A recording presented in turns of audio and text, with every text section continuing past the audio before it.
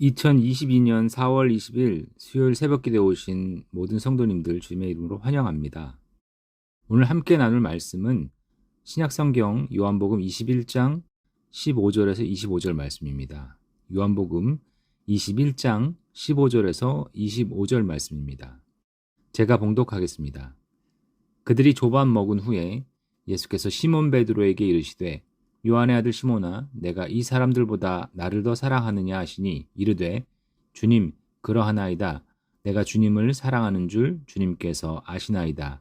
이르시되 내 양을 먹이라 하시고 또 두 번째 이르시되 요한의 아들 시몬아 내가 나를 사랑하느냐 하시니 이르되 주님 그러하나이다. 내가 주님을 사랑하는 줄 주님께서 아시나이다. 이르시되 내 양을 치라 하시고 세 번째 이르시되 요한의 아들 시몬아 내가 나를 사랑하느냐 하시니 주께서 세 번째 내가 나를 사랑하느냐 하시므로 베드로가 근심하여 이르되 주님 모든 것을 아시오매 내가 주님을 사랑하는 줄을 주님께서 아시나이다. 예수께서 이르시되 내 양을 먹이라. 내가 진실로 진실로 내게 이르노니 내가 젊어서는 스스로 띠뛰고 원하는 곳으로 다녔거니와 늙어서는 내 팔을 벌리리니 남이 내게 띠띠우고 원하지 아니하는 곳으로 데려가리라. 이 말씀을 하심은 베드로가 어떠한 죽음으로 하나님께 영광을 돌릴 것을 가리키심이로라. 이 말씀을 하시고 베드로에게 이르시되 나를 따르라 하시니 베드로가 돌이켜 예수께서 사랑하시는 그 제자가 따르는 것을 보니 그는 만찬석에서 예수의 품에 의지하여 주님을 파는 자가 누구오니까 묻던 자더라. 이에 베드로가 그를 보고 예수께 여짜오되 주님 이 사람은 어떻게 되겠사옵나이까. 예수께서 이르시되 내가 올 때까지 그를 머물게 하고자 할지라도 내게 무슨 상관이냐 너는 나를 따르라 하시더라. 이 말씀이 형제들에게 나가서 그 제자는 죽지 아니하겠다 하였으나 예수의 말씀은 그가 죽지 않겠다 하신 것이 아니라 내가 올 때까지 그를 머물게 하고자 할지라도 내게 무슨 상관이냐 하신 것이로라.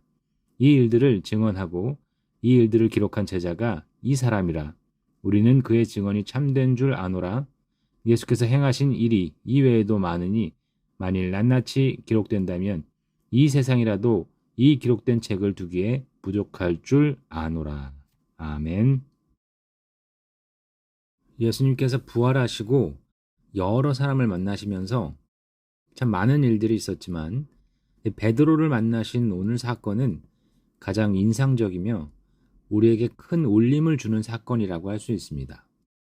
그런데 이 사건은 결코 우연히 벌어진 사건이 아니란 점을 눈여겨봐야 합니다. 예수님께서는 분명한 의도를 갖고 이런 상황을 연출하셨습니다. 왜 그렇게 하셨을까요?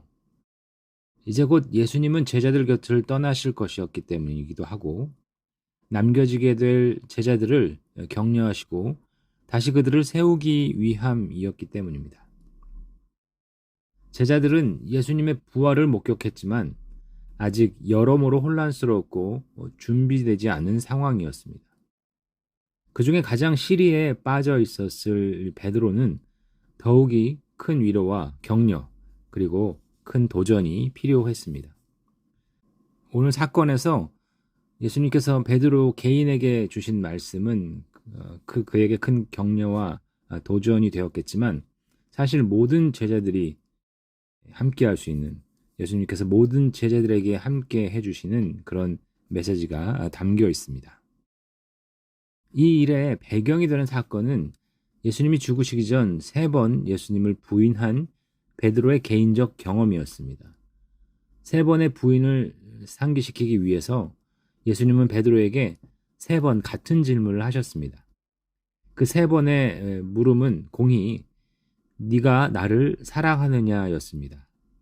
이 사랑하다라는 이 동사의 원형의 형태를 보면 과거형인 사랑했느냐가 아니라 현재형인 사랑하냐라는 것이었습니다.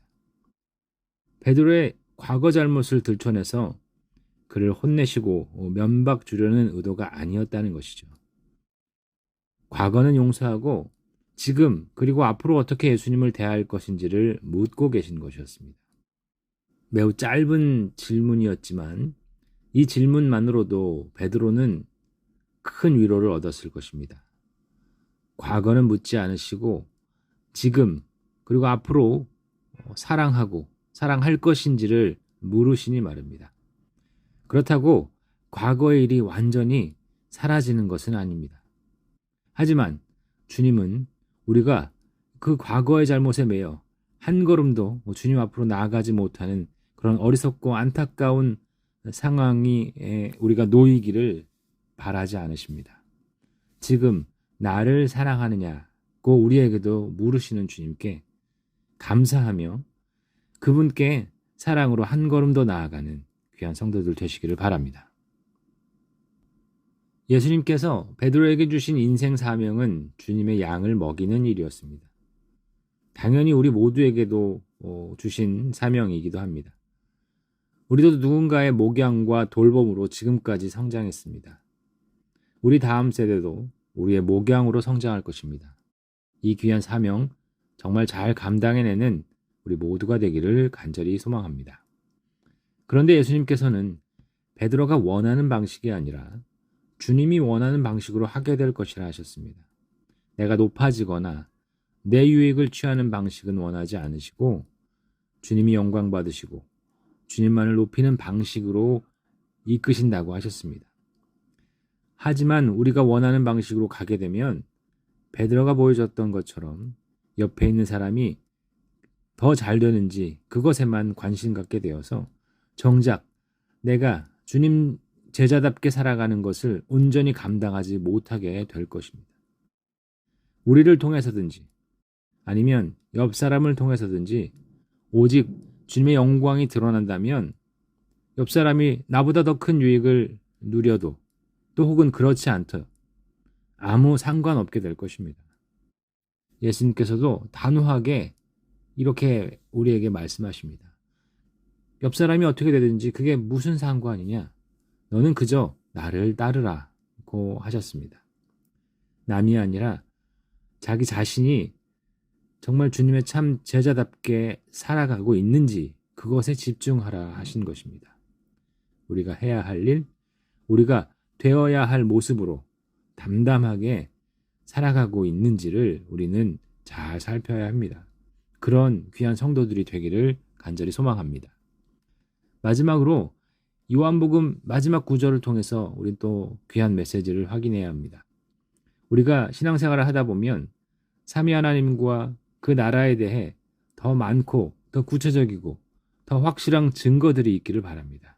하지만 오늘 말씀에서 주님은 오히려 그 수많은 증거들 중에서 가장 필요한 것들만 엄선해서 최종 계시로 우리에게 남기셨다고 하셨습니다.